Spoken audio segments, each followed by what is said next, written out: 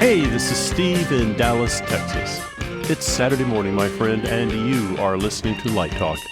Hey, it's Stan in Hurricane Town, Gainesville, Florida, and you are listening to Light Talk. And this is David coming to you from the sunny and beautiful Belmont Shore neighborhood of Long Beach, California. And if you don't already know, you are listening to Light Talk, and we are the Lumen Brothers. Welcome, everyone, to episode 335. And first, we need to talk a little bit about Hurricane Idalia that is scheduled to hit Florida tomorrow morning. That means it's headed straight for Light Talk Central. And Stan, who's battening down the hatches. Now, I'm in the bunker, man. I'm in the bunker. We got to explain something. We tape this show on Tuesdays. So by the time our listeners are listening to this show, they will know what happened. But I'll be dead. But we're going to get to that. But since we were recording 4 days earlier, we have the opportunity to talk about the past and the future. So there you go. Hey, wait a minute. That's like Back to the Future. Yes, exactly, which is a hit on Broadway. I just rewatched all three of the original movies. Oh, they're great. They're great. They really are. They're still great. But let's get to the hurricane. Stan, I have two questions for you. First, have you caged up the monkeys and the ducks? So we have a little cage, metal building out on the patio. They're outside.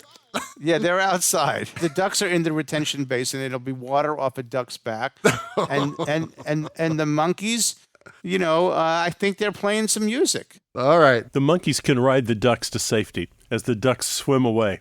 Okay, so the other thing is, Stan, just in case things don't go well, do you have any last wishes that you want to immortalize on this show? Like leaving your estate to the Light Talk Scholarship Fund or something like that?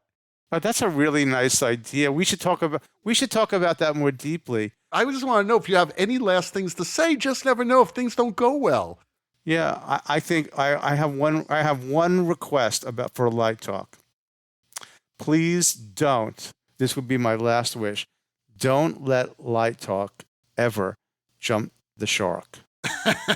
I think we're too late for that. I think we've done it, haven't we? No, I think there is going to come a point where if you keep going, it's going to be Fonzie in a wetsuit on water skis jumping a shark, and I would rather us go out like Seinfeld.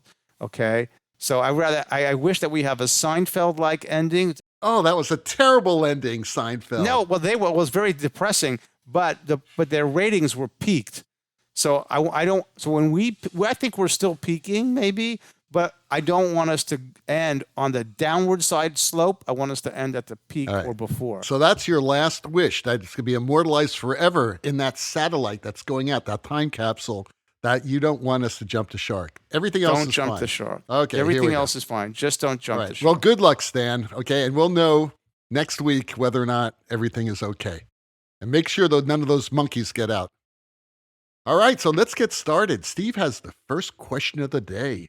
Sure. From out west in Wyoming, William writes, and he says, my teacher keeps telling me that areas of control are different from the 9 acting areas.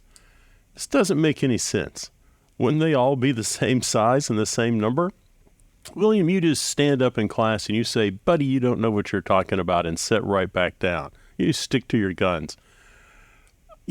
The thing about these acting areas and areas of control, probably what your teacher is trying to explain to you is that if you have the traditional 9 acting areas, right, left, and center, down and up, right, left, and center, that's fine.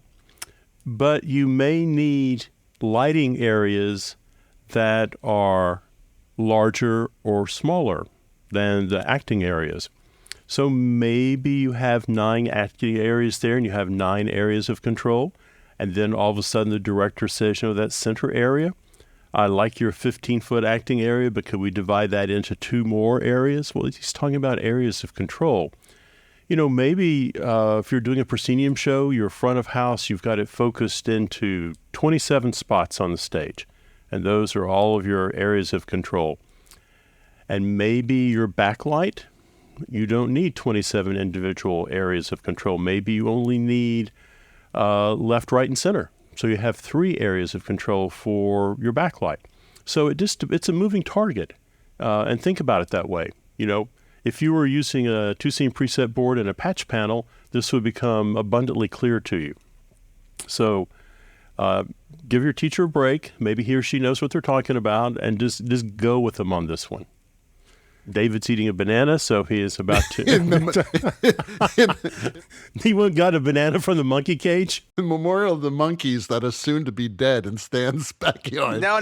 They're in a canoe. The monkeys are in a canoe. Can you picture that? The monkeys are in a canoe and they're rowing upstream. They got umbrellas. They're all in yellow ponchos. Can you picture the monkeys in yellow ponchos in a canoe rowing? They're fine. I love that. It sounds like there's going to be a feast of Peking duck at and Stan's the ducks. house. Oh, my God. Oh, I love Peking duck. That's one of my weaknesses. The ducks are going to be orbiting the Earth by the time the weekend ends. I want to answer the serious question. So Steve presupposes a certain way of thinking, and what it conjured up in my, which I don't disagree with, but what it conjured up in my mind, both historically and then current kind of thinking about breaking the stage down into zones, areas, acting, specials, whatever you want to call it. I remember when we had this breakthrough in the 1980s, maybe late 80s, into something called dimmer per circuit. And it used to be you had to gang fixtures together, right? Because that was a limitation of the way our technology was. And then as dimmers became high density and cheaper, there's a whole bunch of reasons. Every circuit, the theater that I was the master electrician at in Brooklyn had 277 circuits, right? But only 64 dimmers. And some of them had more, you could put more load them up in different ways. So that sort of changed the idea that we could be more granular, right, in terms of areas of control, dimmer per circuit. Now I would argue that we're in a place. Now, if you're talking about conventional fixtures that you got to get on a ladder or go up a catwalk and put your hands on and point and shutter, which is where I think Steve is getting at, those areas of control are sort of still sort of in that dimmer per circuit model in a way. You kind of think about how you're going to organize them. Your backlight, can you do it all left and right or center or all together? Those ideas. But I think when you move into automation, which is where I think we're going, I just had a meeting today about our new ceiling in our theater with Schuler and Shook. I'll give them a plug, our theater consultants, right, what we want from that thing. The area of control is maybe, and let me say it this way, I think maybe Steve will like this or rebut it. We used to use areas of control out of sort of a technical reason, but not necessarily an aesthetic one. So now maybe the areas of control are more a response to the staging than they are to just sort of a rote breakup. We break up the stage this way or that way, but this scene is playing over here. That's an area of control as well. This soliloquy is being delivered here. That's an area. So in other words, the response to areas of control is more performance-based than sort of just technically based, or you know what I'm saying, David? Maybe exactly. And but that was the old way of doing it, and because it was like, how do I cover this entire playing space with light, with front light, with side light, with box booms, with backlight? And you say, okay, every light, you're going to have an area about 8 feet or 10 feet wide. But you're absolutely right, Stan. It's really not about coverage. It's about choosing the right angles that are used in the way you're lighting the show, the type of atmosphere you want to create. And using moving lights, Stan's absolutely correct in this, really has changed everything, because I don't do areas of control anymore because I just use moving lights. And I think about angles. And because the moving lights have wide zoom range, you really don't need like 3 lights or 4 lights to hit across the stage. You could do that with 1 light. So I think the areas of controls is a good way to start when you're thinking conventionally. But when you start moving into more of a moving light rig, you really don't have to worry about that anymore. Yeah, that's my big point. And in the past, I used to say this to my students, we had a couple of looks that we had in our mind's eye, that we had the angle that Dave was talking about, exactly how we wanted to sculpt that moment. And we sort of designed our systems around making sure we could get that. And a lot of the other stuff were compromises. And I think the dream when we were coming up was, could I do every moment, every scene with the color, the angle, the texture? That was the holy grail, that there were no compromises. And I think we've moved to a place in design where, in some ways, the good side is we don't have to compromise any moment. The bad side is we have too many choices, right? So you have to. You got to choose one of them. But you're right about that. And it's funny you mentioned dimmer per circuit, because I remember when that happened, it was like, oh my God, the Holy Grail. We thought all our questions were answered at that point. But, now we have where it's luxury for a lot of people, not everyone. A lot of people are still using conventional fixtures, and they have to approach it in that way, and maybe they really. I think so. A lot of smaller theater companies.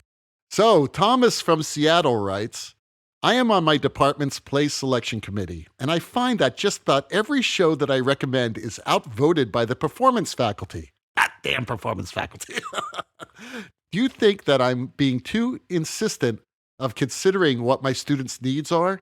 How can I fight this and choose the shows that will work best for my lighting students? Well, Thomas, welcome to Theater Department Politics 101, where the performance faculties are going to outnumber you. This is a very interesting question, because what is the appropriate type of show for a lighting student? I'd like to start with that, because I believe that any show that's telling a story is appropriate for a lighting student. Now, I'm not saying that if you're in a department that just wants to do realistic Neil Simon comedies for all 7 shows that they're producing that year is a good thing for a lighting student. I think realism is important to learn how to light realism, but I think that needs to be a mixture. I would say as long as it's telling a really good story and students can connect with it and come up with a strong point of view, then that's an appropriate show. So don't fight an impossible fight. What do you guys think about it? Because I'm sure you deal with this all the time at your schools. So, Thomas, you have touched the third rail of School of Theater and Dance departments, as David alluded to. So that is such a touchy subject. And I had an experience last week that's maybe relevant. I have a new first-year student, and I had neglected to give them an assignment for the first semester. And they said, what's my assignment? So I opened up my spreadsheet, and I said, hey, we're doing the prom. It's the musical. We have a designer, and we have an associate programmer, and then we could have a second assistant. How about that? And the person violently, I don't want to say literally violently, but very strongly said, I hate musicals. I don't like to do musicals. And I went, really? And I went, how about that's unusual. Yeah, I got that. My intuition was that the person didn't like fluff musicals. Okay. Right? It's a person likes more serious work. So I said, well, what about like Fiddler on the Roof? That has a really good book. And he goes, oh, no, I would do Fiddler on the Roof.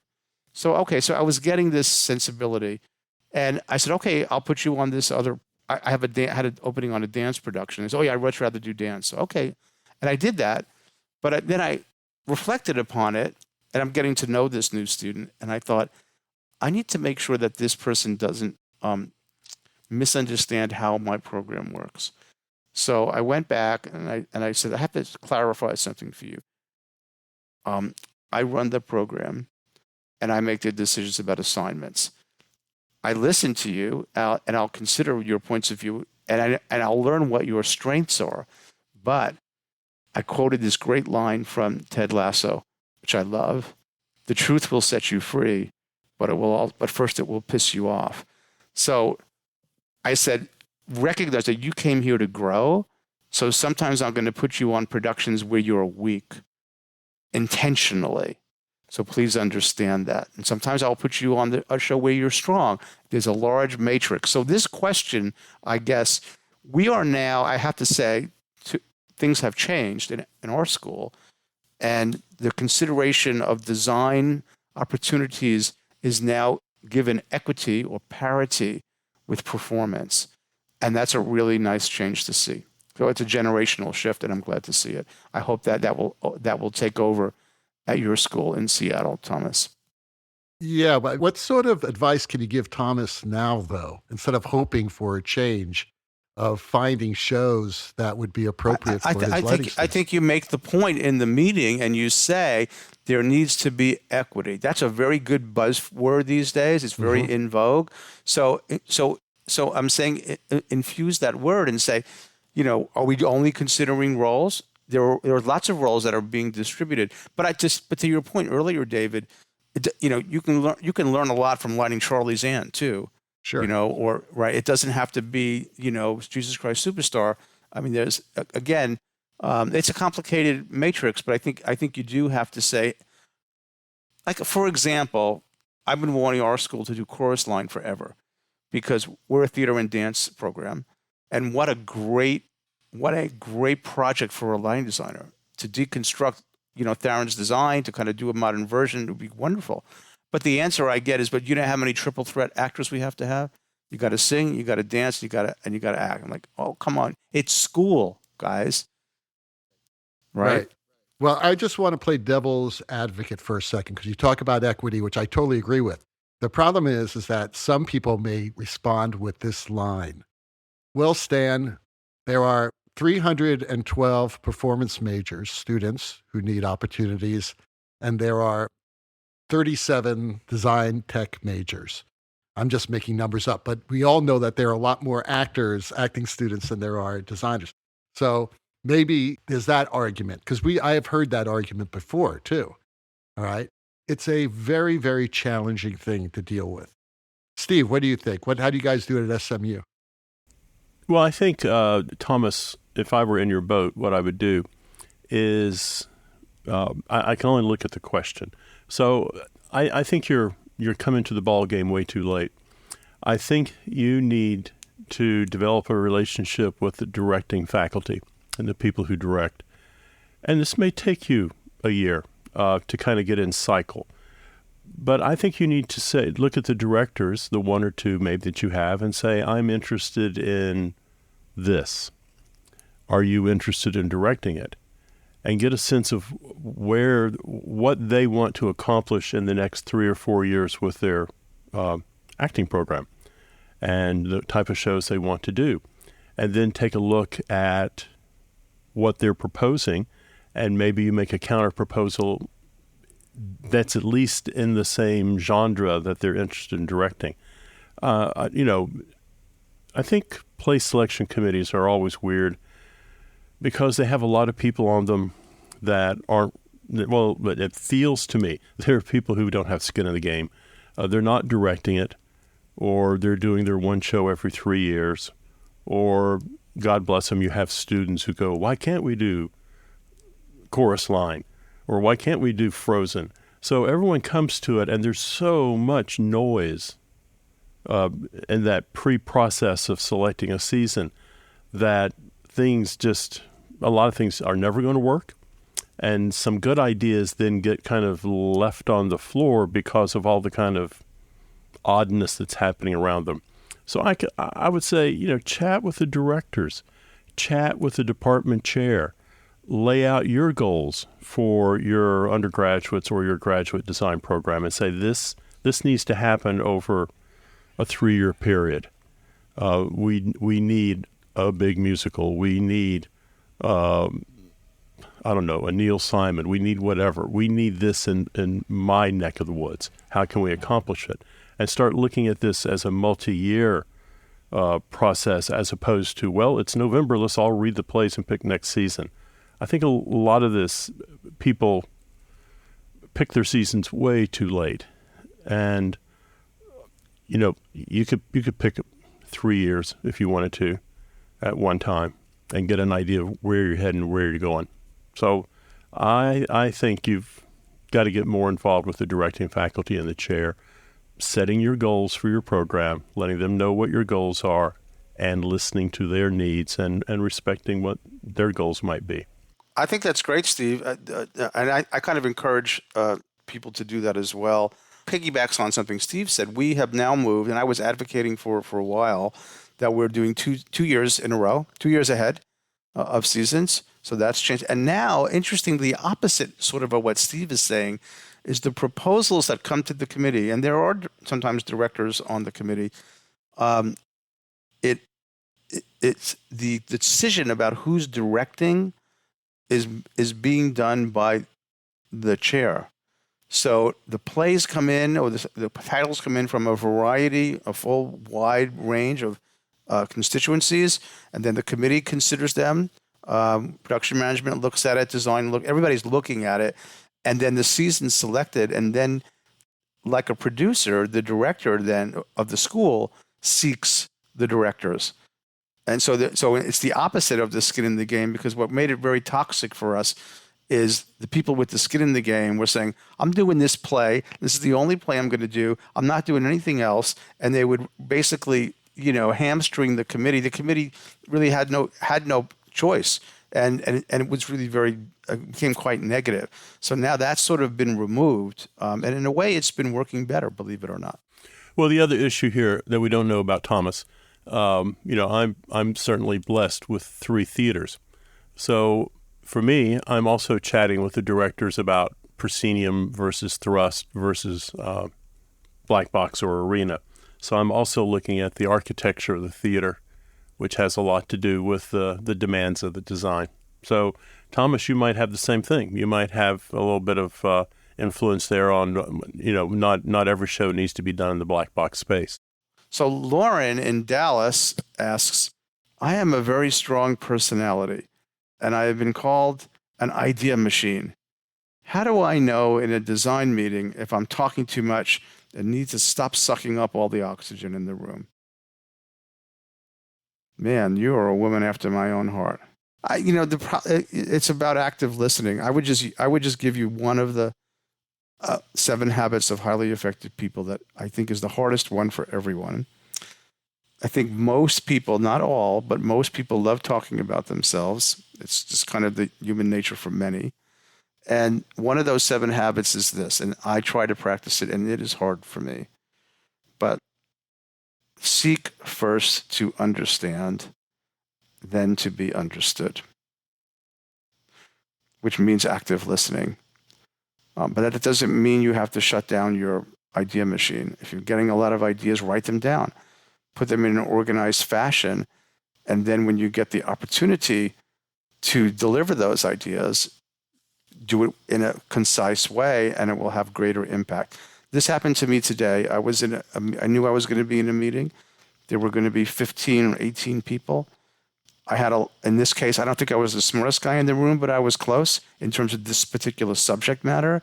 And I thought, oh my God, I've got a lot to say, and I don't want to be viewed as the guy sucking up all the oxygen. So I spent 3 hours over the weekend, and I put all of my thoughts, and I organized them on a piece of paper, and I went in and I read them, and then I was done. And then when the floor was open, it was a lot of exchange. So I think write it down, get your ideas in a row, and seek first to understand before you seek to be understood. Easier said than done. I always take a breath before I say anything. And if someone talks first, that's fine. And then I wait for them to finish. I take a pause, and then I say something. I wasn't always like that. I used to tread on people, and that people don't like that. That is the biggest way to turn someone off. I once had a faculty member actually tell me, she said, I wish you wouldn't cut me off. And I said, oh my God, I didn't realize I was doing that. And that's when I changed, because I really care about this person. But yeah, sometimes we think that we have to talk when you don't really. You can wait until the opportunity comes. I don't know. What do you think, Steve? If you think you have a problem, you've got a problem.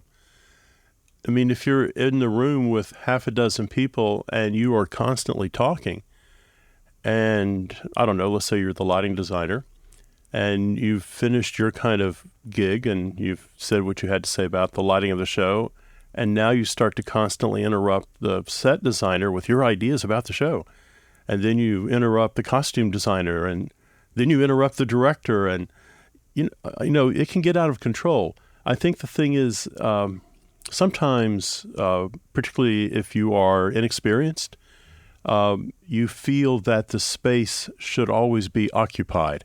And so if there's a moment of silence, that can be good. You don't have to occupy the silence.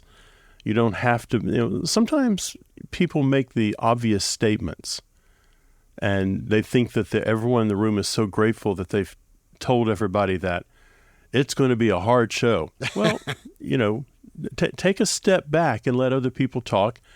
If you find yourself kind of unaware of what other people have said, then maybe you're chatting a little too much. Maybe you're not, you're not listening to them. So I would say if you think it's a problem, it probably is a problem. And I would just slow down a little bit. I was at a faculty meeting, and one of the faculty was discussing that they needed to take some time off because they were going to do a show at the Royal Shakespeare Company in London. And the chair was kind of giving them a little grief over it, saying, look, you've done 2 shows there in the last 3 years. And I was young and naive, and I said, but it's the Royal Shakespeare Company. And the chair looked at me and said, you don't have a dog in this fight. and I thought, he was absolutely right. I don't have a dog in the fight. This was 2 adults discussing it. They both knew what they were talking about, and they didn't need me to say, but it's the Royal Shakespeare Company.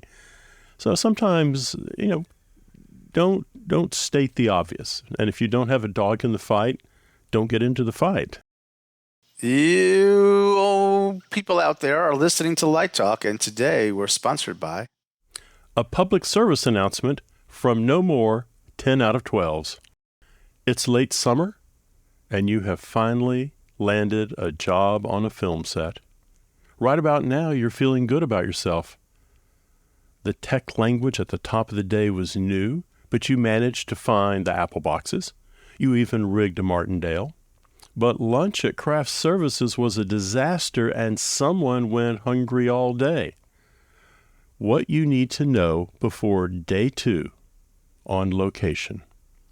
First, let craft services set up before you descend like the 8th plague of Moses. Stay out of the way, make some friends, and wait for the go to be given before you start to chow down.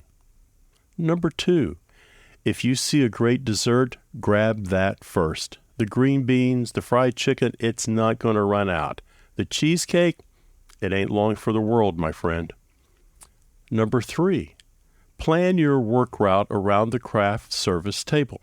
A real pro can double dip. That is, to pass craft services on your way to do something and then again on your way back. Extra points if you know the layout of the table so you can swoop in and not lose any time searching for the cookies. Number 4, always leave room in your kit bag for snacks, especially if your crew chief has a sweet tooth. The same way your puppy loves a treat, so does the best boy. If you have a radio, set up a discrete channel so that you can let the best boy know the coconut chocolate chip cookies have just been set out. You might even have a code like, the Marx Brothers are here. Finally, always get to the table before the grips. If you're new on the set, the grips, those are the men and women who ransack craft services like Vikings in an English countryside. So now, even on your first day, you can negotiate craft services like a pro. Now get back to work, Pilgrim. You still have a martini shot.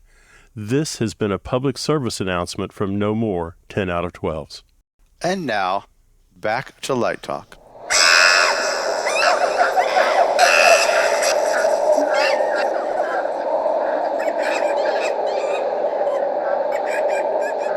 Well, the sounds of those monkeys that are way back in the distance, I think they're on Stan's porch in a cage, and the ducks flying around in that middle of that hurricane. Hasn't started yet. Your future to the back. The water is rising. You hear the monkeys? Actually, they're orangutans now. The water has expanded them into orangutans. There you go. Means that it's time for Let's Talk About. And today's Let's Talk About is all about what the hell is going on in West Virginia? Coming to a university near you. Unfortunately. Unless you live in a blue state. Steve, why don't you introduce the subject? Because you know what's happening in West Virginia, don't you? I mean, everybody knows what's going on in West Virginia. It's they're in trouble. Their state is one of the least expensive states to live in the country, and they can't get people to live there. They're having a brain drain. People are leaving that state fast. The population is back to where it was in 1950. And this has impacted University of West Virginia. They were predicting that their student population was going to hit something high. I forgot what it was, in the 20,000 student range maybe.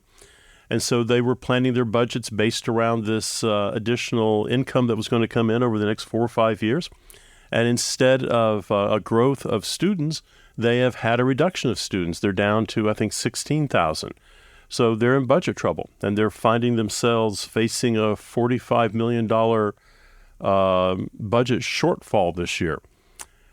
And what's interesting is neither the president of the university nor the state legislature is interested in getting a bailout from their rainy day fund there. So the president appears to be finding a way to cut $45 million out of the budget. His first solution to that is to eliminate 32 programs on campus, including all the foreign language programs, the pharmacy school, part of the math department, some engineering programs, the law school, the educational program, the creative arts college, and as we know, the MFA in acting. It's always on the chopping block somewhere. You know, he wants to cut 169 faculty. I mean, he's a man on a mission right now. Yeah. So, that's what they're kind of doing. And he's facing his second vote of no confidence. Oy. Wow. This kind of reminds me of what's happening in Florida with the new college, right, Stan? New college? They basically came in there, put a whole new board of directors in, and the faculty left. Not all of them, but quite a few of them. And they're very proud that their enrollment this year is higher than it was last year, but that's because they've started all these athletic programs, and all these athletes are now applying to the new college, even though new college doesn't have any stadiums and they don't have any place for these athletes to actually play. So I find that very interesting. This is what's happening in our country right now. The corollary you're making to new college is what's happening in West Virginia. The new college is about culture wars more than anything else. But the corollary to West Virginia is not a culture war issue. What happened at West Virginia, you can point the finger at the president, but the president is just the messenger. What happened in West Virginia was a result of work by one of the largest and most prolific business consulting organization in the world, McKinsey and Company. And McKinsey and Company was brought in to look at the institution to do the kinds of changes that you would do if you bought Kmart, okay, and needed Kmart to become profitable. You would hire a company like McKinsey or Bain and Company, the company Mitt Romney used to work for. There's like 3 or 4 of these guys. So at Florida, just this week, we were informed that our president has signed a no-bid contract for $4.2 million with McKinsey, who will be the advisory body on the new strategic plan and what will stay and what will go. So that's what's happening. It's happening across. It will probably continue to happen across the nation. And David, I think you prophesized this a few years back when you were talking more narrowly about theater programs and design programs and how many of them will disappear and how many of them will survive. Well, this is the beginning. What happened in West Virginia is now going to happen at the University of Florida. For example, the president says he was misquoted. We have 16 colleges with 199 programs. He said maybe we should really have only about 144 programs or departments. Now he's saying that's not what he meant. He also said publicly, for example, faculty have come up to him and said this: I have colleagues in the office next to me who are quietly retired and saying, I work my butt off and this person's doing nothing.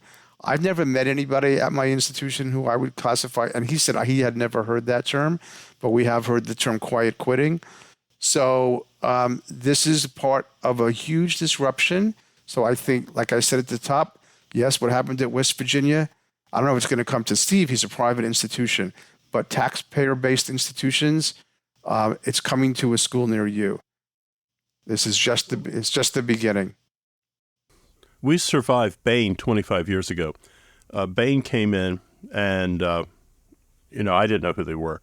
And what was interesting was they gave us all a book, and the book was "Who Moved My Cheese?" Ah, yes. And it's a book. It's a book about you're not teaching students anymore.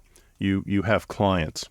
You are a provider for a service, and SMU survived that. So, but that doesn't mean we'll survive. Doesn't mean it won't try again. Right. But it's interesting. I mean, look at West Virginia. I mean, the foreign language programs. That kind of.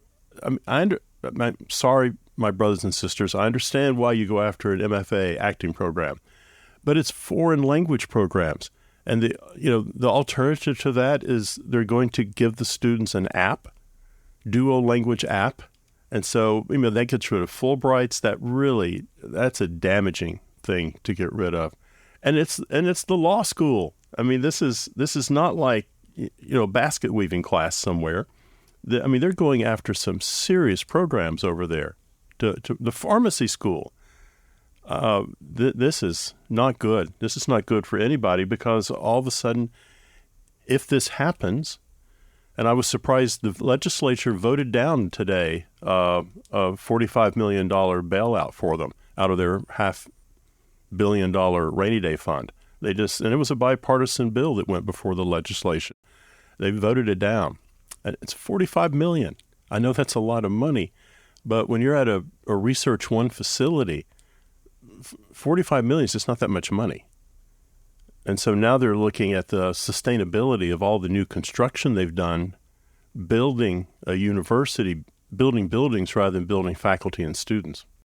I want to respond to the foreign language, because that also was that has become a hot topic here on campus, with Mackenzie now coming in to do the same inventory that they did at West Virginia.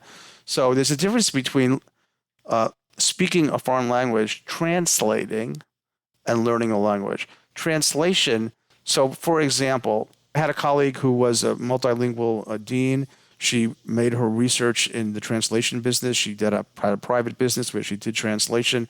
When she retired, she continued to do translation for pretty prestigious, let's say institutions and entities. That job no longer exists. Translation no longer exists.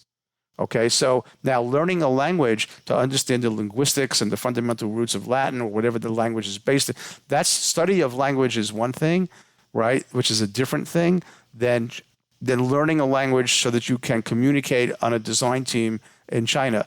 That's no longer necessary. The guy who just fixed my solar today is Ukrainian, okay? So we use the translating app to be more specific. So back to what I said weeks ago, this is just more creative destruction, and put on your seatbelts. I mean, we might survive. Our president talks very fondly about the value of the arts. I don't think we're a threat to our college to be eliminated in any way, shape, or form. I've read his book. He sees the value of producing plays and all of that, and literature. He's a historian. So I don't think that's going to happen. But I think what is going to happen, it's really dangerous to speculate, but one thing I feel a certain level of certainty, they're going to squeeze every drop of waste out of these universities. And with that, there might be some babies going out with the bathwater, but they're going after waste. That's what they do. I think we'll survive, and there may be some casualties of that waste removal process, but that's the goal. Well, if they're looking to get rid of waste, the first thing they should do is look in the mirror and start there. Start with the incredible number of administrators and bureaucrats that do nothing but push paper and justify their own salaries. And regarding their track record of success in cutting waste over these years, they said the same thing when they were looking at American manufacturing and saying that it doesn't make sense for Ford to have all these big plants building cars when they can just produce all their cars in China, where labor costs are a lot less. That did not work out well, right? No. And that's why I'm concerned about No, I the get future. it. And Bain is part of the problem. No, I mean, I don't disagree with you because of one factor. Unintended consequences, 1. Unintended consequences, 2. Unintended consequences, 3. And the third thing, disproportionate responses. Okay, so yes, so there's some waste. We want to squeeze out the waste. We want to squeeze out the inefficiencies. That's fine, but the response has to be proportionate to the problem. So you're spending 4.2 here at my institution. We're going to spend $4.2 million for this company to come in and squeeze out the waste and increase efficiency. But my question is that is it really a $4.2 million problem?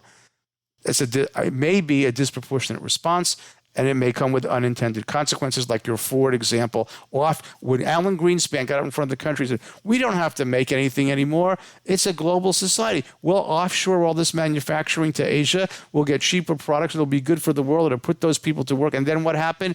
COVID happened, and we couldn't buy a mask, okay? We couldn't buy a rubber glove because they all came from China. So there unintended consequences 4 times, I'll say it. Well, I will leave this discussion with this thought. We all know what the definition of insanity is, right? Okay. I know what's coming. I know what's coming. I know. That's all I'm ending. We know the punchline to that. We know the punchline. There's no reason to say it. So, Steve, do you have a question? I've got a question here. So, JR in Memphis asks, how do you color match all your light sources at Tech? I have a few arcs, an LED, and some tungsten. JR, let me just be perfectly frank with you. I do not color match all my light sources at Tech. Tech is the worst place to color match all your light sources. Sure. You want to do that the week before you get to Tech. So no, I do not. I that's what my assistant and my master electrician are for, is to balance everything. What I'm more interested in doing is, the color balancing, I don't think it's that hard. I'm trying to also balance intensity levels. That's what's more what I'm kind of concerned about, and balancing everything toward white. So I take time. We use so many movers here. We've gotten to where most of our conventional focuses are extremely fast, like 3 hours, and we've knocked out the 40 or 50 conventionals on a show. And we've picked up a lot of time not having 3 and 4 day focus calls with technology students in the afternoon, and we spend that time balancing then. So I balance before I ever get to the Tech process. David, how do you color match all your light sources at Tech? Same answer. My assistant usually does all that before Tech. So there's your problem, JR. It's driving you crazy, probably. How to piss people off. You get there at 8 a.m. to start Tech, and you say, well, I'm going to take 2 hours right now and color balances.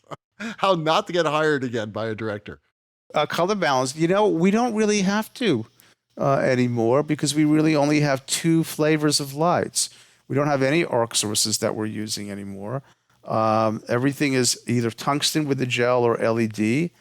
And I've never even they learned so much about color from me in class that it hasn't come up.